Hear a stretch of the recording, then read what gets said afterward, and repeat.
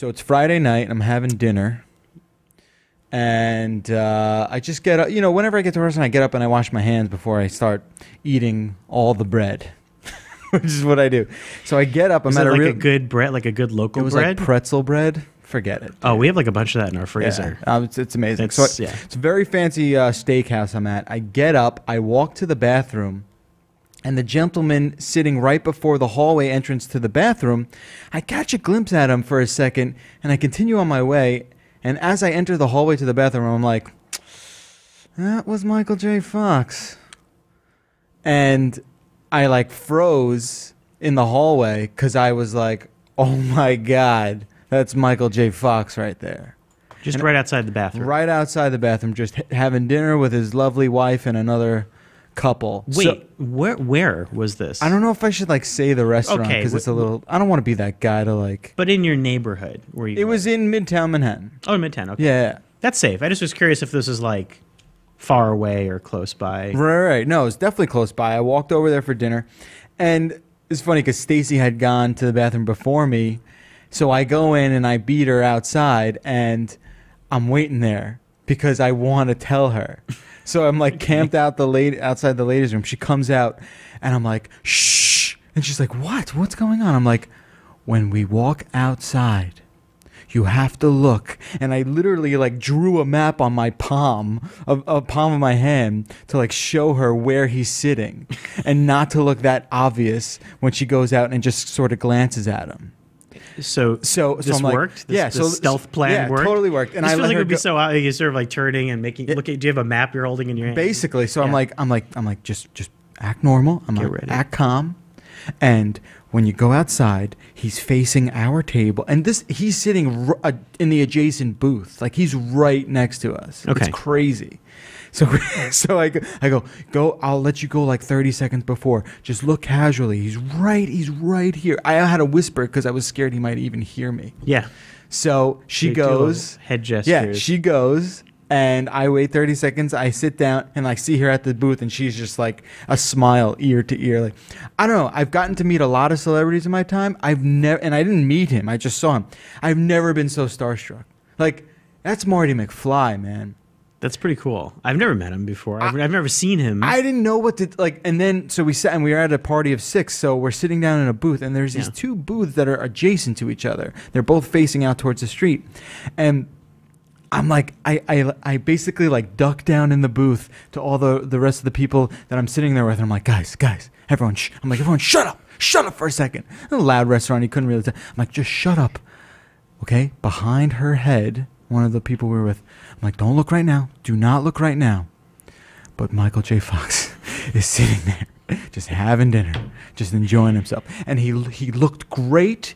And he just seemed like such a good dude. And That's I was awesome. like, man, I had to stop myself from like going over there and hugging him. Did this like set you up for the whole weekend? This is it. This just rocket launched you through the weekend. You're still on that high. I am. Because I'm reliving it now. And the funniest thing was, this first thing I thought to do, I don't know why, was text my mom. Because I knew if there was one person that was going to get a kick out of it, she would just lose her shit. Moms can be really good at that. Sometimes my mom doesn't really care, and that's always like a downer. But most of the time, it's a good first attempt. And she knows how I feel about Michael J. Fox. I know how she feels about who doesn't like Michael J. Fox. So I text her, and she freaks out. Okay, and she goes, "Say hi to him." And I wrote, and that's why. And then all of a sudden, I was like, "Man, am I glad she's not here?" Yes, because that would have been the worst. Were you like, "I'm already gone. I can't ask that." I was like, the family errand with the celebrity. That's a tough one. You'd maybe ask him about this movie. Yeah, ask him this one thing. Exactly for me. Go over There's there. a certain unwritten law in Manhattan. You don't do that. You don't. Maybe on the street you say, "Hey, hi," and you keep walking. You keep walking. You don't even stop. You should.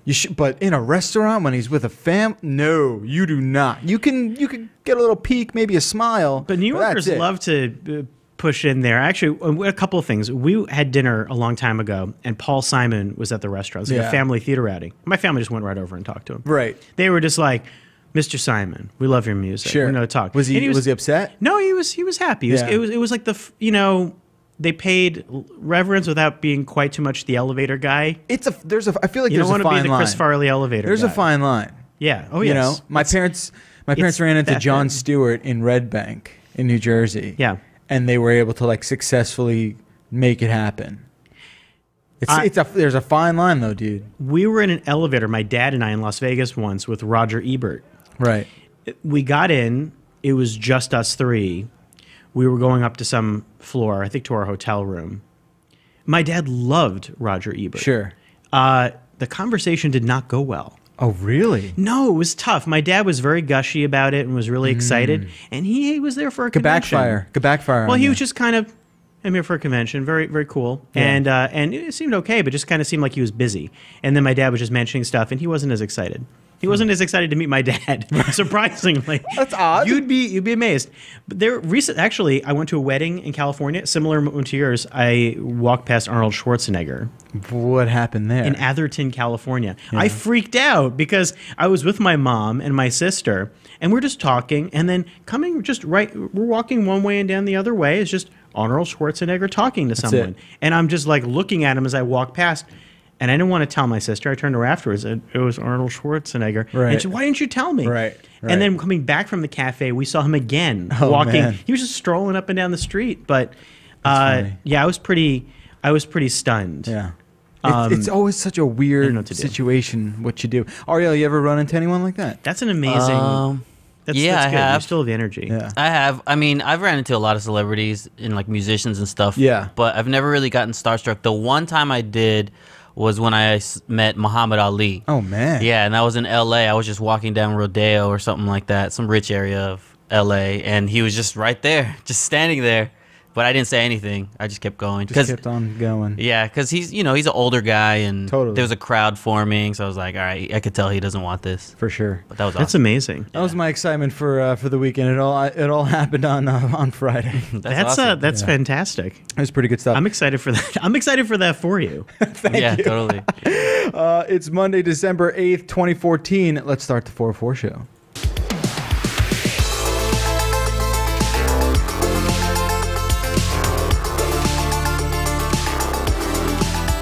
Welcome to the program, ladies and gentlemen. Thank you for tuning into the 404 show. I'm Jeff Baclar, joined by Scott Stein today. Thank you for being here, Hello, Scott yeah, Stein. and glad to be here. Glad to share in the enthusiasm. Happy week before Hanukkah, Yes, or a week and a Wait, half. is that Hanukkah's soon? Actually, I'm celebrating it early because I'm going away with my family. But I think it's like the 17th. See, It's late this year. Last year was Thanksmaka. oh right, when it landed, was like- when that cosmic theological eclipse happened. Turkey and latkes and bad Jets football. Actually, they weren't playing that year. It was the year before. Anyway, Ariel Nunez in the control room. What's Howdy. up, Ariel? How are you? Good. Man, so Hanukkah's weird because Hanukkah's the one holiday that like jumps around a bunch. Well, they all jump around for the most it's part. skittish. It's a skittish holiday. It's like make up your mind, Hanukkah. Yeah, it always gets in the way. Do you want to be a Thanksgiving thing or do you want to be a Christmas thing? Or do you want to just freak everyone out and bleed into the new year? It like kind of wants it all. It wants to be like, don't do anything This here. is my month. Anywhere. I could be anywhere. It's like too late. We're going away. I feel like we're not really going to celebrate it properly. And for the record, when does it start? Because I do not know. The 17th? Oh my God! Is it the 17th? Here's where my grandparents roll over in their graves. We I'm always have to typing in plan- when does Hanukkah start? Well, we always had to plan with with the kids and my cousin and my sister. And Yeah. we had to plan all this stuff. So Hanukkah begins the evening of December 16th. Okay. That's a week from tomorrow. Yeah. How about that? And ends on Christmas Eve. See, it's just like a fluid. This year, it's just Hanukkah as the preview, not for the same religion, but Yeah. you have this connection. We celebrate both on both sides of the family. You know what I'm getting for Hanukkah this year? No. Oral surgery. Oh. Awesome. Fun. Wait, on the first night? Ariel's like, sounds awesome. That's just the first night. What are you getting for the second that's night? the finale for me, the Hanukkah finale. I'm actually Ooh. giving and not taking. Yeah. Because they're removing something from my face. They're also removing money from your account. Yes. Hopefully that's well. I always get nervous about making sure I have enough to cover that at any time. I never know what's going to happen. It's like You're right. It's always a crapshoot. Could be free. It could be like $1 million. This is not free. Yeah. The best, man. I don't know. I what it haven't would had cost. like serious dental work in a very long time, and I know I need to go. It's just crazy because they really have no idea like what each company is going to cover. They're like, this could be $300 or $5,000. I was like, all right, well, as long as it's that small of a range of prices. Do you find I hate when I go in, they tell me I pay what I think is the amount that it's going to cost. Yeah. And then like a few weeks later, some other letter arrives and they're like, this is the amount you owe. Right. And you're like, that was like a fake meeting. Like, above? Yeah. That whatever they said up there, like Spanish prisoner. Total lie. It's like, what the hell's going on? Then you just, they don't want to tell you that to your face. And then you have to arbitrate or they're whatever. so cryptic. It's like all of America's, Medicaid and medical insurance passes through the North Korean government and then comes back here to be deciphered. My family are mostly doctors. I always ask questions about this type of stuff and they never want to answer it. Because it's a sore subject. Yeah. All right. I didn't think we were going to have to bring this back, and I briefed Scott before we got going today. Okay. I didn't think we were going to have to revisit this awful topic, but it's just kind of blowing up in the Discovery Channel's face so hard that I just want to reopen that wound. We're talking about the butthead from last night's Eaten Alive episode. Obviously, if you listen to our show, you know how we feel about this. So the guy who was supposed to get eaten alive by a 20-foot anaconda, okay? Author Paul Rosalie is his name. If you're looking inspiration for genius. To like angry memes. Right. You want to put that in there? He was only briefly munched by a 20-foot anaconda before he got, a little scared. Dude, what did you expect? One of nature's most fearsome sort of predators, and you're like, oh man, wait, it's really eating me. That was a terrifying idea from the get-go. It encapsulated many people's worst nightmares. So yeah, I thought he was going to transcend that. I thought he was going to show us. Yeah, it's like, what you're going to tell me the nightmare clown's not under my bed, and he was like, no, I'm not going to do it. It's a nightmare clown. Getting eaten by an anaconda. Was he worried that the suit? I'm worried that the suit would leak. You'd say anaconda acid. Well, they said that it was preventative against digestive acid. But how do you know if you're in there? And sounds like, wait, guys, my arm's being eaten right now. There's a leak. Digestive juices on my arm. How do you get out? The best is the quote though. Like the whole thing you just laugh at because it's like, man, what kind of jackasses are really running this network? Because let's be honest, this was the most jackass idea I've ever heard for a television show. To get that far, come on, Discovery Channel too. Like, let's never forget that. Let's never forget this is under the umbrella of the Discovery Channel. It seems painfully invasive for the anaconda. Yeah, it seems like that might piss off the anaconda. Right, you're talking about anaconda protection or... It's amazing what they say. Conservation. They go, ultimately, after the snake constricted Paul for over an hour and went for his head, the experiment, they're calling it an experiment and not like just playing with fire. The experiment had to be called when it became very clear that Paul would be seriously injured if he continued on. The safety of Paul, as well as the anaconda, was always our #1 priority. Bullshit. I'm sorry, man. How can you say force feeding an anaconda a human in a weird suit is in any way in the safety interest of said anaconda? Like, how can you... not at all. Not at all. But I think you're right. Maybe what happened was, I'm just thinking, if you went through the first experiment, those have really strong muscles, right? They can, like, crush a car. My first thought would be, so you'd be protected in the suit, it would break your spine or do something. You would get so contorted in there. That's probably what he began to realize. It was like, oh, wow, my head's being bent backwards so that I shall die. Yeah. Because I'm going into an anaconda. Well, I don't know. Maybe that's it. It's insane. It's impossible. It's crazy. We'll never get to the point where we're able to be swallowed by an anaconda. That moment, we have hit our limit. God, it pisses me off so much. I just don't understand, and that's the only reason I'm bringing it up, because the guy, after all this, after all the weeks and weeks leading up to us and the protests and everything, he got cold feet and he pussed out. I think, first of all, you could, if you were smaller, you'd think you want like a smaller adventurer. to wear the suit. well, Someone who's like a good contortionist. Let's hear if this. Or someone who's just like can fit like acrobats who can fit into a tiny box. I don't think he was that type. I think he was just like a guy. I want to. Who just felt like he could do this. I want to see if this offends you, which it probably will, because it was an offensive thing we were talking about last week. Okay. But we got crazy. We went totally off the deep end with like other ideas they could do, and we were back out of. Well, not back out of, but we were things I think would be interesting. Thinking like maybe a very large person could house a very small person. If that doesn't sort of like Krang from Ninja Turtles, if you will, swallowing within swallowing, with all of them with cameras, like level 3, 2, 1, like inner space, but to the max. I think like a 3 or 4 level, like camera 2, how's that stomach? Camera 3, let's go up to 1, and then vomit them all. That would be. Actually, that doesn't offend me. That's interesting. I think that's a movie pitch. It's more like Human Centipede sort of stuff. Yeah, I feel like that's going to get made. That movie is going to get made now, probably next year. Right. Oh, I think for sure. Inspired by the Anaconda story, like a man nested swallowing. It's unbelievable. I'd watch a few minutes of that movie. Maybe. I don't know. I'm so glad I didn't give that thing last night the time of day. We're going to keep things a little light today. I wanted to bring up this. I'm not a huge fan of Grumpy Cat. You know about Grumpy Cat? I know that it's out there. I've seen Grumpy Cat. I did watch the movie.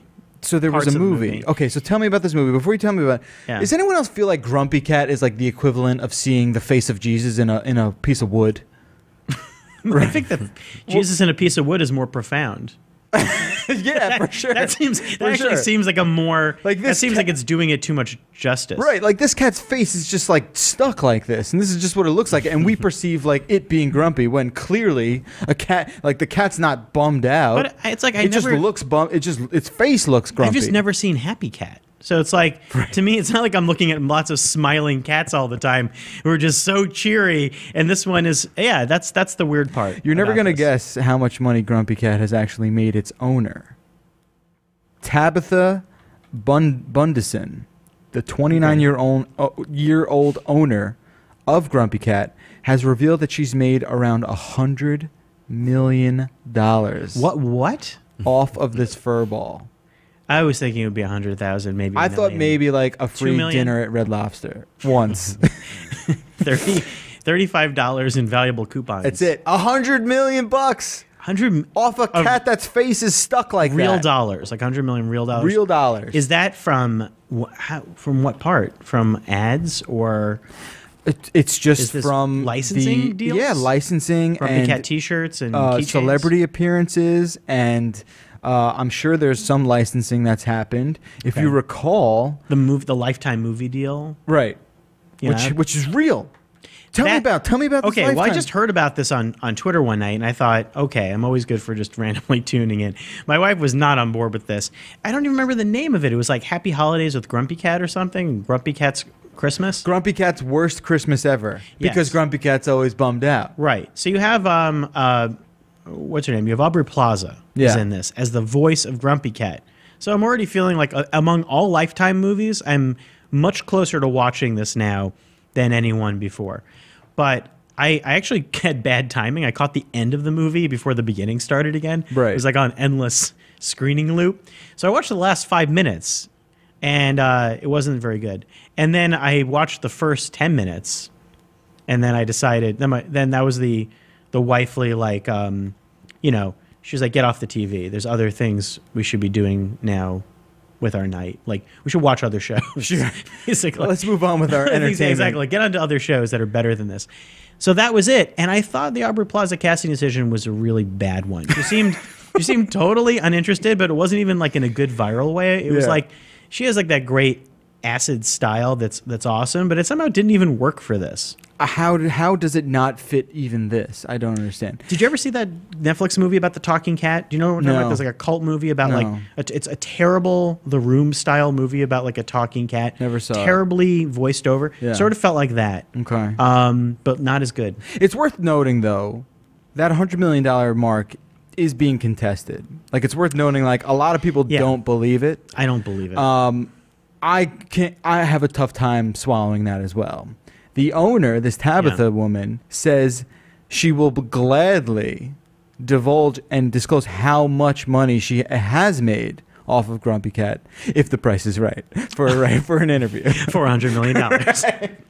I'll reveal. It is a self-fulfilling prophecy. Totally. That is how you will discover. It's funny though that's the number that's sort of floating around is 100 million. Obviously, anyone who's maybe thought about it for a little bit, done a little bit of research, realizes, wow, that seems like a crazy amount of money. But yeah, I mean, I have a tough time believing it too. I guess. Has the price now been set for exotic viral animals? Yeah. This cool is the 10 new million. bar. Yeah. Cool 10 million. You want me to get like Angry Snake? Yeah, for sure. Or whatever into that show. I want an Angry Snake. We'll make that one. I want to talk a little bit about two things before we leave. The first thing, or maybe three if we have time. The first thing is VR stuff. Oh, yeah. Okay, so as we approach CES. As we approach CES, and I guess this will be like some of the tech stuff we talked today. It's light. It's a Monday. So you've been seeing a lot of this stuff lately. I have. And we were talking before the show started, like there's like inherent technological hurdles that VR has. Bunch. What's the best VR you've seen? What did you just see? And what was that cool number you threw out? Oh, yeah. So the big announcement today, or big if you've been following VR stuff, Samsung's Gear VR, which is a phone-based accessory that goes onto the Samsung Galaxy Note 4, right, is like an extra VR headset. This is a partnership with Oculus. That is now available to order. So you can buy a VR headset to work with your Samsung phone. With just your Note 4. Just the Note 4. What does it do? 4. Why do I want it? Well, we have had a couple of years now. First of all, you're like, what am I going to do with this thing? Yeah, besides look ridiculous. Right. You got this ski mask goggly thing you're going to stick your phone in it. Yeah. Oh, your phone goes in it. Your phone goes in it. Cool. Ooh, keep selling me on it because I'm almost there. You're getting there. Just wait. There's more. Costs $200. $250. You get the version that also comes with the gamepad. They have a Bluetooth gamepad. Great. It says great. Awesome. Love it. In all fairness, because the easy thing is to say, what? Yeah. Why am I gonna? Come on. No, Man, I'm not gonna get this. VR already has an awful PR ditch to dig itself out of. There are a ton of problems. It makes smartwatches look like an easy run. Right. When you look at VR, you do this massive thing on your face. But year after year, so the big other competitors, but the companies that are getting into this right now, Oculus Rift, obviously. Still doesn't have a product. Still doesn't have a product. And year after year, we see what's really impressive looking immersive VR, but no product yet. And no clear sign of when's going to come out. Right. Once again, they'll be at CES. They'll be at CES and nothing will happen. It'll be like the next iteration towards something. Right. And then we've seen Project Morpheus, which is the PlayStation 4 one, works with different accessories like Move accessories. Yeah. And again, when is that going to come out? Right. Is it going to come out? What so like year after year, E3 after E3, you're seeing these things getting trotted out. Sure. You're playing them again. So people are saying, when's this going to happen? Well, this is the first one I can think of that you say, well, this is the commercially first available. Commercially available. Yeah. But it's called Innovator Edition. It's clearly, they are labeling this alpha, experimental, just for enthusiasts. Right. They're not planning on selling them to make money. They're just sort of getting it out there. They're just putting it out there. And part of that is probably the partnership with Oculus and how that's going to So what was like the interesting thing? You said that a lot of these VR headsets are falling short because they just are too pixelated, right? Yeah. So when you put these on, the one thing that is cool, and then the part that isn't cool, is that they really, I think they actually feel, you've used Project Morpheus, they feel pretty immersive. Yes. You say like, well, the 3D part of it and how you move your head around feels better than you'd think it would, where you go, oh, come on, I know what that's going to work Your brain has an easy time buying it. Yeah, you sort of like go into the landscape and you absorb it. You're there. Gear VR, which is the impressive part, actually, for that immersiveness, feels really similar to Oculus Rift and Project Morpheus, more than you'd think for just putting a phone in. Right. Like the general immersive goggle thing, very similar. Graphically are more limited. But the pixelation, this is the thing. So you're dealing with a really high-res screen on the Note 4, Quad HD, which is like, was it 25? I mean, I should know. It's well above 25 by 16, or something like that. It's really high end. It's it's approaching like a 4K type experience in a mobile type thing. Sure. So that's more pixels than you'd ever need on a phone. But when you were using this to do 3D, first of all, you're splitting that image in two, and then you're projecting it onto your eyeball. Looking at it through a big magnifying lens. So imagine you're looking at a screen through that, and and you'd see the pixels. Well, you see the pixels. You can see through the pixels, which is the weird thing. That's weird. You know, so like you get the idea of like it's like an Atari but pixelated blocky, but through that screen almost the 3D comes through. Right. But if you're looking at photos and videos, there's a chance you'd look at it and think this immersiveness looks really cool. Yeah. But it's not going to look as crisp and amazing as on my phone or on my TV. So where do we have to be in order for our brains to not be able to tell the difference between VR and real life? Right, where you're staring at it and going, I'm looking across that room, the 3D effect is cool, now I'm looking at that camera or this table, and man, the detail is perfect. Right. I remember speaking with some folks at Oculus, and the number that was thrown out there when I looked at one of the prototypes, maybe Crystal Cove, was it that one? I'm getting... It's okay. You see a lot of VR things. We see a lot of VR things. You've gone VR crazy. 8K was a number that was thrown out. That would be a moment when VR would become sort of really hit that moment where it feels fully immersive. So what Retina did for printed paper and text, could be 8K could do for VR and true to life. That is a photorealism. Yeah, and so you'd say, like, what am I ever going to use 8K displays for? Well, VR is something that can actually use it, or maybe they find some other way around it. Right. Right now, it's okay, but that pixelatedness, for lack of a better word, because it doesn't feel pixelated so much, is that you can see the actual. It's not that the graphics are pixelated; it's the actual display. You can actually see the display's pixels. If it makes sense. So you're seeing through that, and you go. So if you're playing like on a Morpheus or Oculus, I still feel like I can see a little bit of the screen. Sure, me. Sure. That's a problem. Plus processor power. I mean, when you're pushing that. I mean, we have it hard enough to. I mean, the idea of even pushing 4K for anything interesting like games is going to take a really long time. It's weird. I don't know how all this VR stuff's going to shake out, because in my opinion, you just have like too many different technologies on different levels of like chronological, advancement, and nothing's really lining up. Well, there are attempts to. That's the interesting thing is, so Gear VR, you're running off of this Snapdragon 805, and you're dealing with, it's a mobile Android system, so there are games.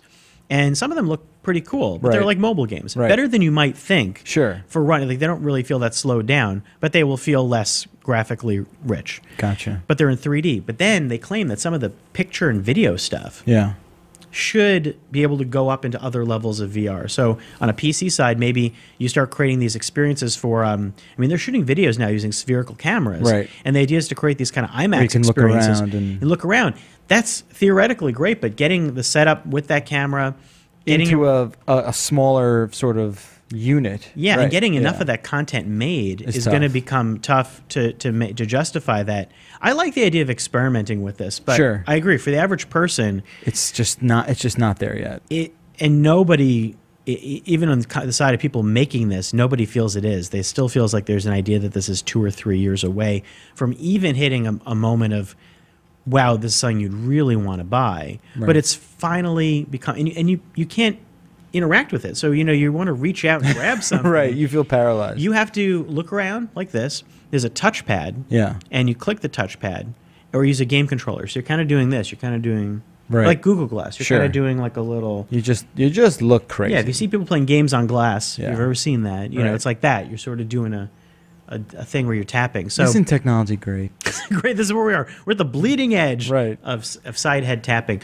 But it is out there for people who want to make that stuff and dive in. I think that's the idea, that this is a cheap-ish kit that you could get if you're interested in development. There'll be more on this absolutely next month at CES. If you can believe it, in 1 month we'll already be out there in Las Vegas for CES 2015. In a month we'll almost be done. I know. Don't remind me. We'll be in our tired victory lap. What would I rather? You ask me, what would I rather have? Oral surgery or go to CES?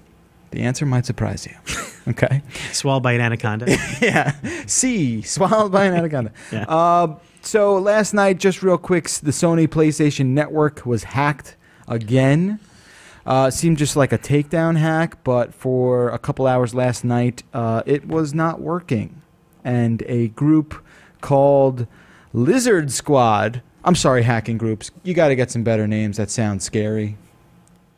Being hacked is pretty scary. I don't know. I find the idea of being hacked terrifying. But these guys are they're hacking and they're doing all this nefarious garbage, and then they're like, "Gotcha, Lizard Squad." It's just like, how are you so good at hacking but so shitty at naming your organization? Come up with incredibly awesome names. Come up with cool things, man. outsource it to James Cameron or Michael Bay and have them create the name for you. There's like a million good names in all the William Gibson novels. Yeah. You just get a short What's list. one cool name off the top of your head? Can you think of one? Well, Wintermute was awesome. Wintermute. Yeah. Done. Yeah. Coolest hacking group ever. You're already cooler than Anonymous and Wintermute is Lizard a Squad terrifying name. and Lulsec and all these guys. Just get a better name. That's not a lot to ask, is it? Do some research. Among all things, Name it yeah. after a Neil Stephenson novel or something. You name them after like Billy Joel albums. Even they're fine. You know, Turnstiles. Done. Even call yourselves like the Midnight Society. Yeah, that's cooler than Lizard Squad. And maybe it does have a personal meaning or something. It might have some, you know. I don't know. Maybe they're all Who from like knows? Arizona, and they. I will admit, breed. I am. You're more scared. Terrified of criticizing the name. If their name of was a hacking Crimson group. Jihad, like in True Lies, I'd be way more scared. Yeah. Right? I'm sorry. That's all I gotta true. say. That's all I gotta say. Finally, it's not my favorite. It's not my favorite name. it's not. You No. could say it's terrible. Like I don't think they're gonna target you. You could be like, "Oh, Lizard Squad, you guys are pretty scary, but your name sucks." I think it's the squad part. Exactly. Yeah, I just think it's that part. I like the idea of like a name like a web Right. or a net. Yeah, like an all-seeing, Yeah. sort of eye. Like if that were a logo of a company. Finally, I want to talk about more scary sci-fi stuff. A techno paranoia themed show that you've recently gotten into, and I want myself to get into. You need to It's called The watch. Black Mirror. Yeah, called Black Mirror. Black Mirror. What's it about? It's on Netflix now. Why should people check it out? Yeah, this is not available to watch in an easy way for a long time. I mean, there was no way to buy it. There was no way to rent it. It's had You two paid- seasons, right? 2 seasons. Okay. With a third Christmas special on the way. Because, of course, I know. This is why I love UK television. Yeah. Because there's a Christmas special for everything. All right. So tell me. It's like The Wire Christmas special. right. The Shield. Christmas- Yeah. No, they would totally do that. Give me the quick elevator pitch with Black Mirror so people can why they should check it out. It's Twilight Zone for a paranoia driven technological bleeding edge future. It's like Max Headroom, Okay. but with the episode length of Sherlock or close to it. Gotcha. 45 minutes, not an hour and a half. Okay, I can handle that. But you have your classic British TV season of like 3 episodes. So each series is only 3 episodes, only 6 episodes total. But they tackle bleeding edge, weird questions of identity and culture and horrible situations. Really wonderfully made. And these were made in 2011. Charlie Brooker was a Guardian columnist who, Right. they dove into writing these really critically acclaimed pieces. I've seen 2 of the episodes so far. Both were extremely upsetting. Really upsetting. Yeah, they're really well. They're just I'm like gonna say upsetting. 'Cause Are they you'll like be- you'll be like, dystopian "Scott, it wasn't-" sort of like techno? Yeah. Like we're done. There's no going back. That's sort pretty of much stuff? it. The classic Yeah. sort of we're done. Society's no horrible. going back, yeah. It's very much of the more about Twitter, Facebook community, horrible aspects like internet. It actually feels more appropriate now for all the stuff that we've been dealing with in 2014, Right. on all fronts. Yeah, that usually happens. Yeah, it kind of feels like it's a perfect time to hit Netflix now. yeah. Because when it hit 2011, maybe people were thinking about the possibilities. We've been in a lot of this stuff now. I kind of feel like there are many things in 2014 that could have been Black Mirror episodes. Yeah. That are Black Mirror episodes for That's real. pretty cool. So, yeah, you should watch it. Everyone You sold should watch me, man. it. Yeah, I want to check it out. But it's, I don't want to overhype it, but I found that it still was really great. And there should be more things like that. It just reminds you that we're in such changing times that I wanted a Twilight Zone for our age for a long time. Yes. This gets really close to it. Man, it's so funny you bring that up because Why don't they do New Year's Eve is coming, fast approaching, and like I every year I just binge on that sci-fi Twilight Zone marathon because those episodes are still so relevant and they're timeless and they're really amazing stuff. Well, it's weird. There were a lot of times with Outer Limits and other shows where people experimented with this, and I don't know why. I think we're going to get back to it. I actually think things like Black Mirror are going to drive us even more like to the anthology. with like X-Files too. It definitely bleeds into that whole genre for sure. We're really into like binged connected plot lines now. Yeah. But I want to get back to the anthology. All right, go check out Black Mirror on Netflix now. Yep. Scott Stein recommendation. Appreciate you being here today, buddy. Hey, glad to be here. Yeah? I'm little in- sigh. I know. I was Give like out about that to burp. Monday Actually, sigh. I was about to give out a Monday burp. I was like, bleh. And then a little explorer was going to come out of my mouth. Right, a little with guy in a with a Kevlar GoPro suit. on his head. No, bleh. My experiment's over. Ta-da. Yeah, the secret's out now. I just think about all the stuff we're gearing up for CES. Yeah, That's a it's separate nuts. discussion, Yeah. but it's going to be the crazy mess, and particularly for things like wearables and VR, and where everybody's going to want more than ever to be involved or to. It's going to be a scavenger hunt. All right, fair Yeah. enough. We'll definitely check out your stuff at CES 2015 and follow Scott on Twitter at JetScott. That will do it for us today. Iyaz is back tomorrow, and we'll catch you then. Until next time, I'm Jeff Bacalar. I'm Scott Stein. I'm Ariel Nunez. Thanks for tuning in to the 404 Show, High Tech, Low Brow. We will see you tomorrow.